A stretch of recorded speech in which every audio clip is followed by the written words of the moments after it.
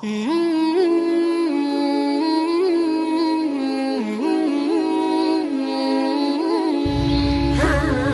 رسول اللہ صلی اللہ تعالیٰ علیہ وسلم تعلموا الفرائض وعلموها الناس، علم فرائض سیکھو اور لوگوں کو سکھاؤ کہ یہ نصف علم ہے۔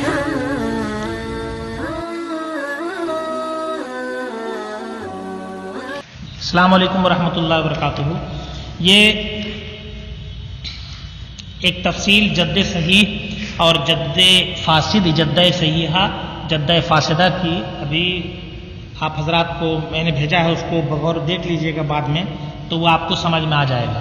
یہی سمجھنے کی ضرورت ہے اور انشاءاللہ آگے اس کی زیادہ ضرورت پڑے گی نہیں، گھبرانے کی ضرورت نہیں ہے۔ دوسری چیز ہے کہ انہوں نے یہ کہا تھا کہ 4 مسائل ایسے ہیں جس میں دادا اور باپ دونوں الگ الگ ہوتے ہیں، تو یہ 4 مسائل آپ کے حاشیے میں بھی ہے، کل بتایا تھا، اور وہ ان 4 مسائل کا اردو حاشیہ جو صفحہ نمبر 143 ہے وہاں تفصیل بھی موجود ہے۔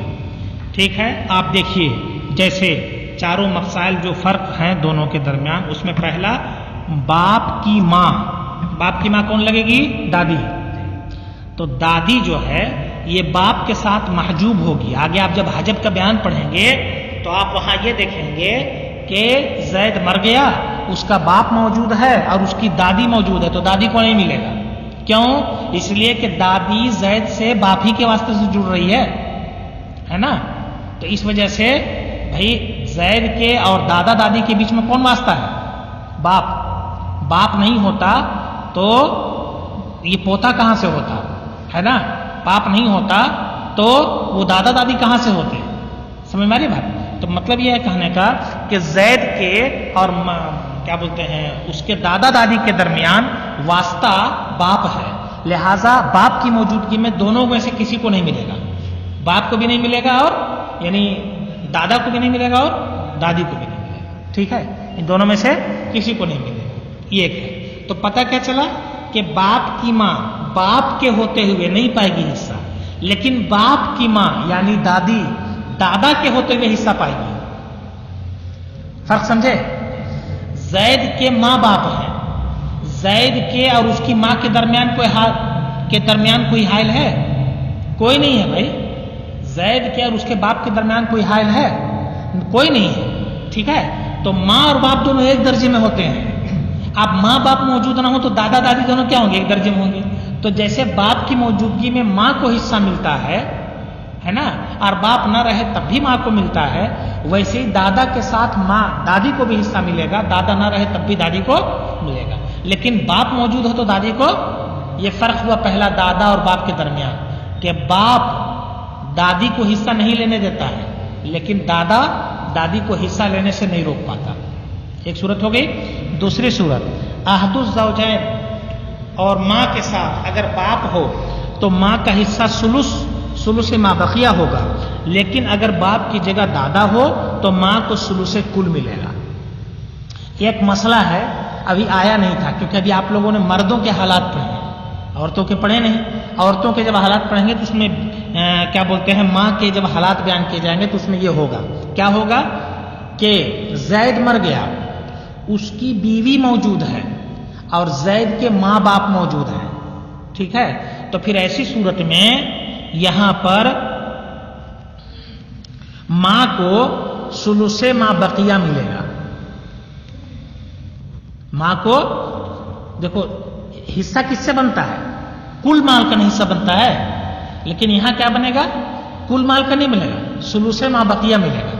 اس کو یوں سمجھیے، زید مر گیا، بیوی موجود ہے اور ماں باپ موجود ہیں، تو ماں کو ثلث ما بقیہ کیسے ملے گا؟ بیوی کو چوتھائی ملے گا۔ یہاں کتنا؟ ربع، آگے پڑھیں گے۔ تو بیوی کو جب چوتھائی ملے گا تو مسئلہ ہم کو 4 سے بنانا پڑے گا۔ 4 سے ہم نے مسئلہ بنایا، 1 ہم نے دے دیا بیوی کو، ہمارے پاس کتنا بچا؟ 3۔ جو 3 بچا ہمارے پاس، اسی 3 کا ثلث نکال کے ہمیں دینا ہے کس کو؟ ماں کو۔ تو 3 کا ثلث کتنا دیں گے؟ 1 ہم دے دیں گے ماں کو اور 2 پا جائے گا باپ اسباب ہونے کے پاس۔ یہ ہوا۔ تو دیکھیے زید کے ماں باپ اور بیوی موجود ہے تو ماں کو ثلث ما بقیہ مل رہا ہے، لیکن زید کی بیوی موجود ہو، ماں موجود ہو، مگر باپ نہ ہو، دادا ہو، سمجھے؟ تو باپ نہ ہو، دادا ہو، تو ایسی صورت میں ماں کو ثلث ما بقیہ نہیں ملے گا، ماں کو ثلث کل ملے گا۔ کتنا ملے گا؟ ثلث کل، مطلب نہیں سمجھے؟ یعنی اب مسئلہ اگر 4 سے بناتے ہیں تو ماں کو 4 کا تہائی دینا پڑے گا۔ 4 کا تہائی کتنا ہوتا ہے؟ 1/3، مثال کے طور پر، ہے نا؟ 1/3، 3 جگہ جوڑو گے تو 4 بن جائے گا۔ دھیان، کچھ بات آ رہی سمجھ میں؟ 1/3، 1/3 دونوں ملا کر کتنا ہو گئے؟ 2/3، ہے نا؟ اب اس کے بعد اس میں 1/3 اور ملا دو تو 3/3، 3 صحیح اور 3/3 مطلب 1 صحیح، تو 4 ہو گئے نا؟ تو دیکھیے اگر باپ کی جگہ پر دادا ہوتا تو ماں کو وہاں کتنا ملتا؟ 1/3، یعنی 1 روپیہ پورا اور 33 پیسہ اور اگر دادا نہ ہوتا، باپ وہاں ہے تو ماں کو کتنا مل رہا ہے؟ صرف 1 روپیہ، ثلث ما بقیہ۔ یہ ایک فرق ہوا، یعنی دادا حصہ گھٹا نہیں رہا ہے لیکن باپ حصہ گھٹا دے رہا ہے۔ سمجھ آئی بات؟ یہ دوسرا فرق ہے، ٹھیک؟ وہ بنے گا کیسے؟ وہ انشاءاللہ ابھی حالات آئیں گے، میں نے کہا تھا آئیں گے، یہ بھی بات آئے گی آگے، لیکن یہاں پر چونکہ بات آ چکی ہے تو اجمالی طور پر ذہن میں رہنا چاہیے آپ کے۔ تیسرا فرق یہ ہے کہ بھائی بہن حقیقی ہو اللاتی ہوں جو بھی ہو، یہ بھائی بہن جو ہوں گے حقیقی اور اللاتی، یہ باپ کی موجودگی میں ساقط ہو جائیں گے۔ باپ موجود ہے تو بھائی کو حصہ نہیں ملے گا۔ زید مر گیا، اس کا باپ موجود ہے، اس کا بھائی موجود ہے تو بھائی کو حصہ نہیں ملے گا۔ کیوں نہیں ملے گا؟ بھائی باپ کے واسطے سے نہ بھائی جڑا تھا، جب باپ موجود ہے تو بھائی کو نہیں ملے گا، سمجھے؟ تو باپ موجود ہو تو بھائی کو حصہ نہیں ملے گا، لیکن باپ کی جگہ پر دادا موجود ہو تو کہتے دادا موجود ہو تو امام اعظم فرماتے ہیں کہ دادا بھی ان کو حصہ نہیں لینے دے گا۔ امام اعظم کیا فرماتے ہیں؟ دادا بھی ان کو حصہ نہیں لینے دے گا، فتویٰ اسی پر قول پر ہے۔ مگر ایک دوسرے تمام فقہا کا قول یہ ہے کہ نہیں، زید مر گیا، اس کا بھائی موجود ہے اور دادا موجود ہے تو دادا کو مقاسمت الجد کے طور پر دیا جائے گا اور بھائی بھی حصہ پائیں گے۔ اب مقاسمت الجد کیا چیز ہے وہ ایک الگ باب ہے، سمجھے؟ تو تیسرا فرق ہو گیا۔ پہلا فرق، دادی باپ کے موجودگی میں حصہ پائے گی، حصہ نہیں پائے گی، دادا کی موجودگی میں پائے گی۔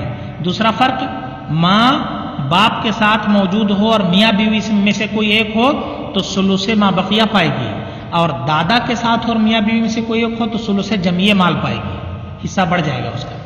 تیسرا فرق کیا ہوا کہ باپ کی وجہ سے بھائی بہن سب ساقط ہو جاتے ہیں، لیکن امام اعظم کے علاوہ دیگر فقہا کے نزدیک دادا کی وجہ سے بھائی بہن ساقط نہیں ہوں گے، لیکن فتویٰ امام اعظم کے قول پر ہے، یعنی ساقط ہوں گے۔ یہ تیسرا فرق ہو گیا۔ چوتھا فرق کیا ہے؟ چوتھا فرق یہ ہے کہ آزاد کرنے والے موتق، ہے نا، موتق کے بیٹے کے ساتھ اگر باپ بھی ہو تو اسے ولا کا 6واں حصہ ملے گا۔ زید مر گیا، اس کو آزاد کرنے والا، جو آزاد کرنے والا ہے وہ موجود نہیں ہے نا؟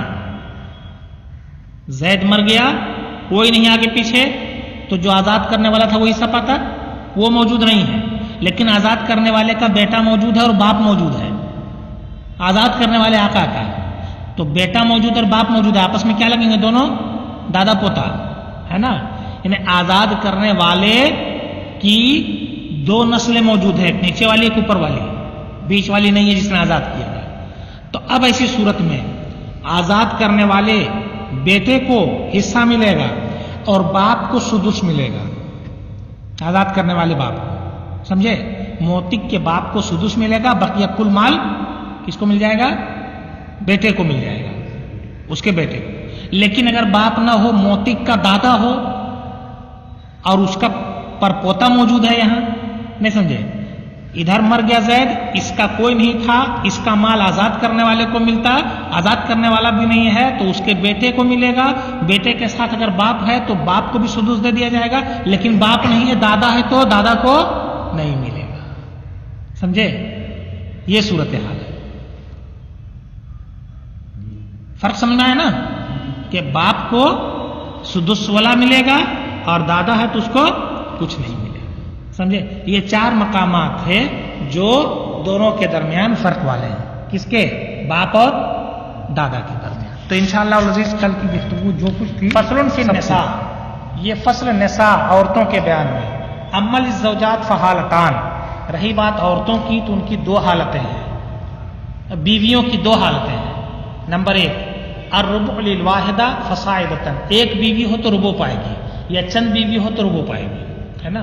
بیوی ایک ہو یا چند ہو، دونوں صورتوں میں اس کو ربع ملے گا. مگر کب ربع ملے گا؟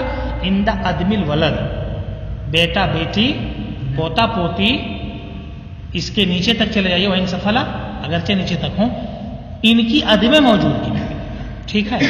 اور سمن ملے گا ولد کے ساتھ بیٹا بیٹی پوتا پوتی کی موجودگی میں.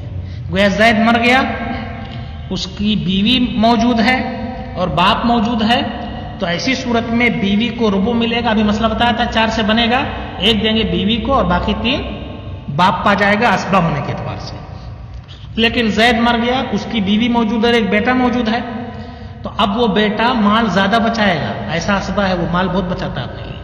تو ایسی صورت میں اب بیوی کو 4 نہیں ملے گا، چوتھائی ربع نہیں ملے گا، ربع کا نصف ملے گا.